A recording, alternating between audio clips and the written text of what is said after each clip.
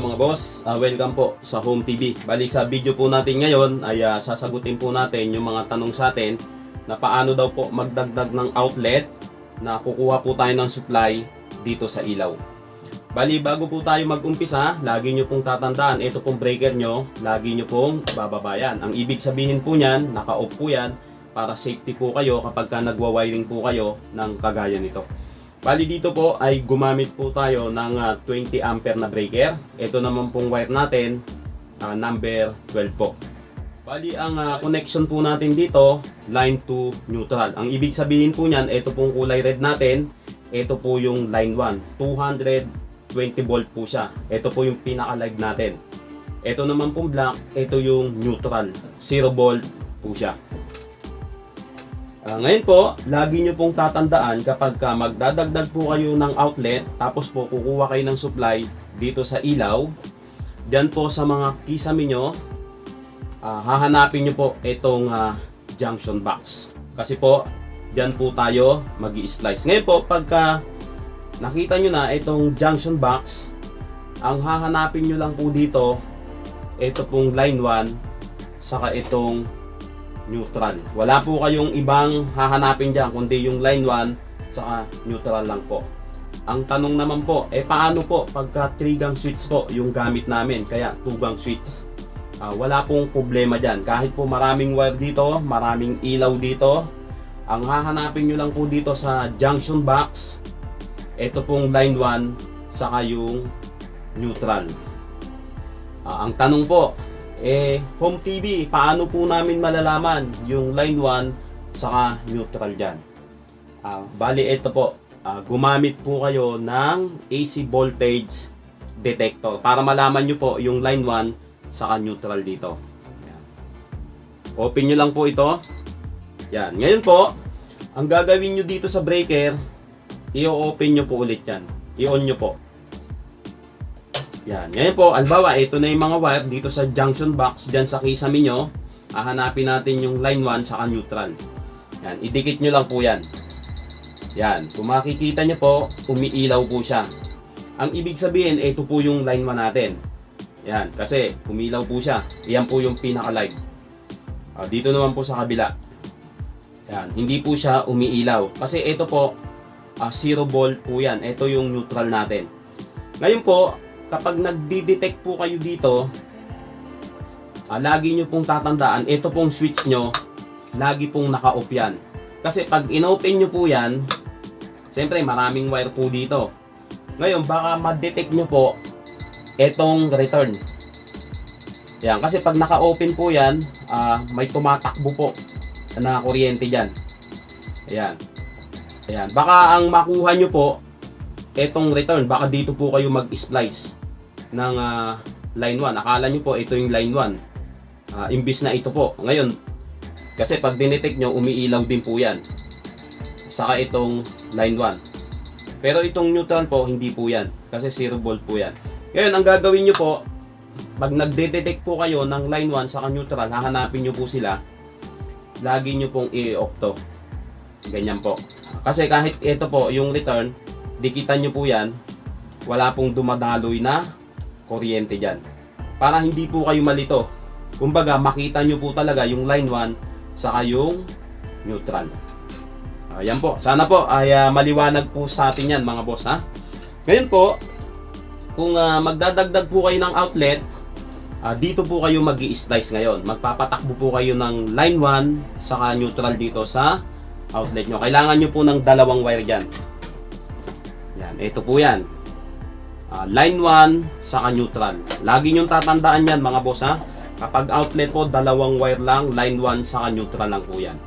Ipapasok ko na po to para mas maintindihan nyo na po. Ayan. Ito pong red natin, ito yung line 1. Ito naman pong black, ito yung neutral. Ngayon po, itong line 1, i-connect nyo po yan, i-splice nyo po dito sa line 1 din, nagaling dito sa breaker. Ngayon po, ipakita ko na sa inyo. Naka-open po yung breaker natin. I-off po ulit natin. Ayan po. Ngayon po, balatan na po natin to. Tanggalin po natin yung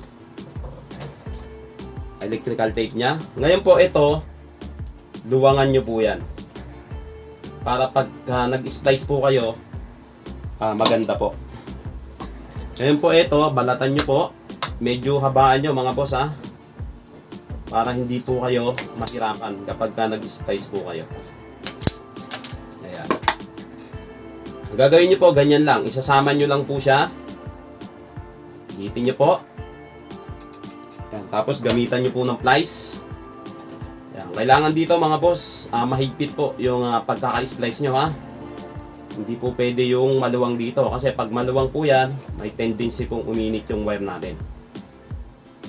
Ayan, ganyan po. Tapos po, yung mga sobra sa dulo, bawasan nyo po yan. Para pag naglagay po kayo ng electrical tape, hindi mas mabubuta. Tapos padaanan nyo pa po ulit. Ayan. Pag okay na po, lagyan nyo na po ng electrical tape. Ayan. Ganyan po ang gagawin nyo mga boss ha. Ayan. Pagdating sa dulo, baluktutin nyo lang po. Tapos balikan nyo pa po ulit. Higpitan nyo rin po. Okay na po. Dito mga boss, hindi ko na masyadong kinapalan ha. Kasi sample lang naman po yan. Pero pag kayo na lang po yung naglalagay ng electrical tape, balikan nyo pa po ulit. Tapos dapat po ganito, sarado. Yung walang nakalabas na copper.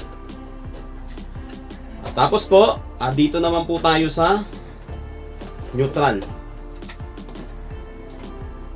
Tanggalin po natin yung electrical tape. Tapos luwangan nyo po. Ayan. Balatan na po natin tong neutral. Medyo habaan nyo po. Okay na po. Ayan, ganyan po ang gagawin nyo. Kung ano po yung ginawa nyo sa line 1, ganun din po ang gagawin nyo dito sa neutral. Ayan, hipitan nyo rin po. Dito mga boss, basta panoorin nyo lang po lahat ng ginagawa natin. Ang gusto ko po, matuto po kayo pagdating sa pagwa-wiring sa ilaw at saka sa outlet. Basta panoorin nyo lang po ng maayos. Kapag meron po kayong hindi naintindihan, i-comment nyo lang po, sasagutin po natin lahat yan. Okay na po. Lagyan na po natin ng electrical tape. Yan. Hipitan nyo po. Ayan, okay na po. Ngayon po, pag okay na, yung wire nyo po, ayusin nyo po yan. Ibaba nyo po. Para maganda pong tignan. Hindi siya yung gulo-gulo. Ngayon po, dito naman po tayo sa outlet. Bali, ito po yung outlet natin. Tugang outlet po yan. Balatan na po natin itong wire natin. Dito mga boss, sakto lang po. Kapag nagbabalat po kayo, wag po masyadong mahaba. Kailangan yung sakto lang po napapasok sa terminal ng outlet natin. Bali dito po, mapapansin nyo may L po yan dito. Tapos sa kabila, merong N.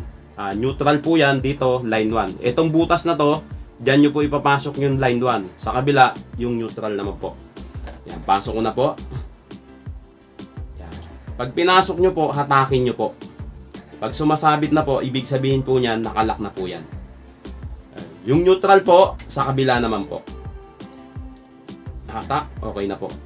Ngayon po, yung line 1, tapatan nyo lang po yan, mag-jumper po kayo papunta dito sa pangalawang outlet natin. Ganun din po dito sa neutral. Mag-jumper po kayo, itong butas na yan, tapatan nyo at pasok nyo dito. Para magkaroon po ng supply to, yung isang outlet natin. Bali ganyan po ang setup niya mga boss. Ngayon po, lagyan na po natin ng tornilyo.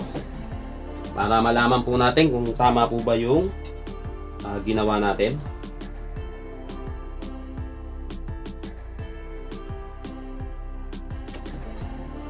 Yan po. Saka po natin. Ngayon po, ito yung junction box nyo. Kapag meron po kayong pantakip, takpan nyo rin po. Yan, para maganda pong tignan. Saka po, hindi papasukin ng mga insekto.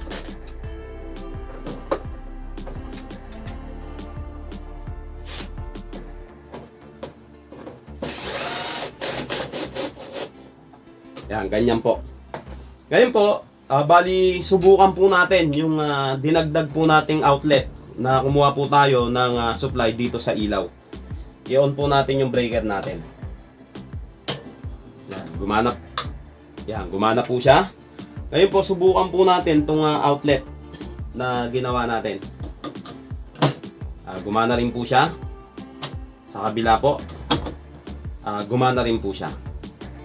Ngayon po, tanggalin muna natin. Iyaw po natin yung ilaw. Iyaw po natin yung breaker.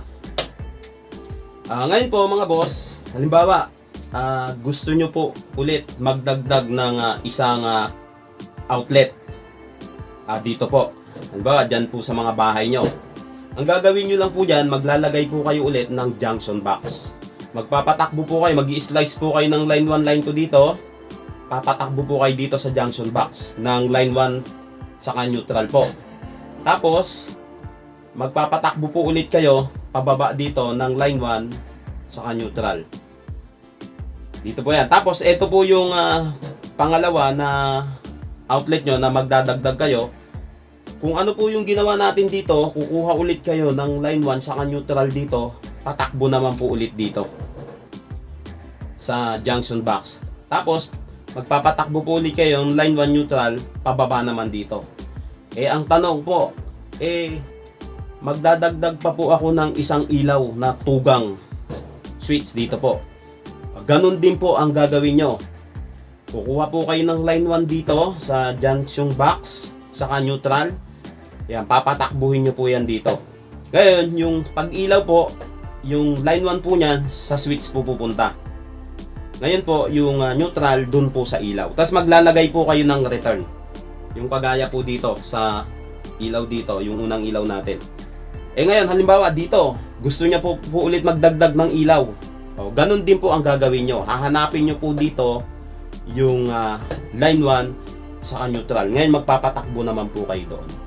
Sana po malinaw tayo dyan mga boss ha. Sana po hindi kayo nalito dyan. Basta pag meron kayong hindi naintindihan, i-comment nyo lang po. Sasagutin po natin yan. Ngayon po, ang tanong ulit.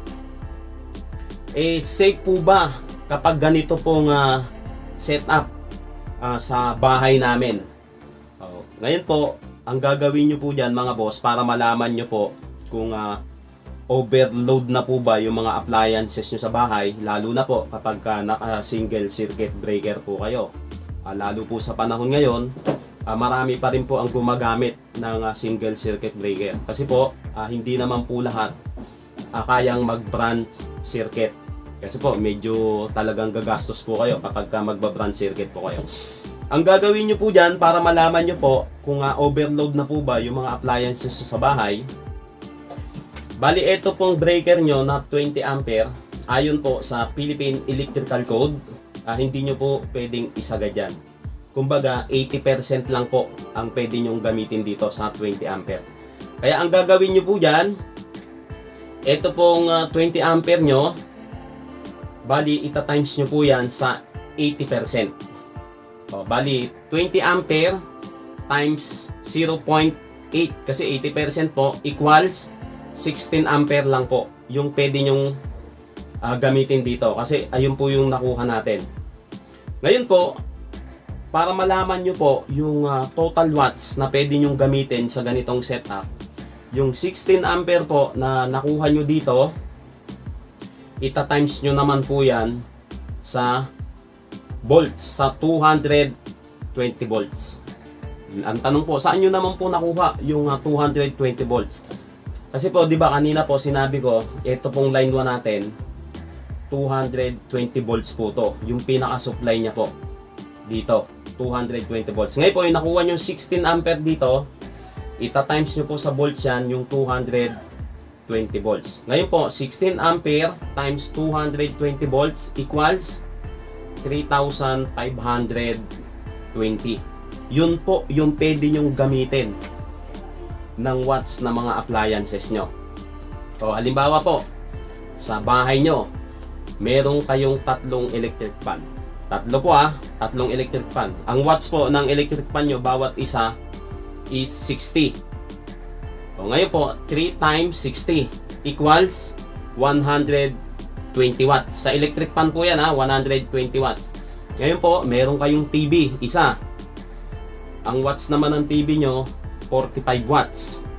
Tapos po, meron kayong 6 na ilaw sa bahay nyo. 6 na ilaw po ang bawat isang ilaw nyo po is 8 watts. Ngayon po ang gawin nyo, 6 times 8 equals 48 watts. Sa ilaw po yan Tapos siyempre, may mga estudyante po kayo. Kailangan nyo po ng plancha. Ang plancha po, ang watts po nyan, 1,200 watts po. O ngayon po, meron po kayong rep. Maliit. Ang watts po ng rep nyo, 500 watts po. Ngayon po, i-total nyo po lahat yan. Lahat po nung sinabi natin, 120 watts sa electric fan, sa TV, 45 watts. Sa ilaw po, 48 watts. Sa plancha, 1,200 watts. Sa rep po, 500 watts. O, ang total po niyan is 1,913.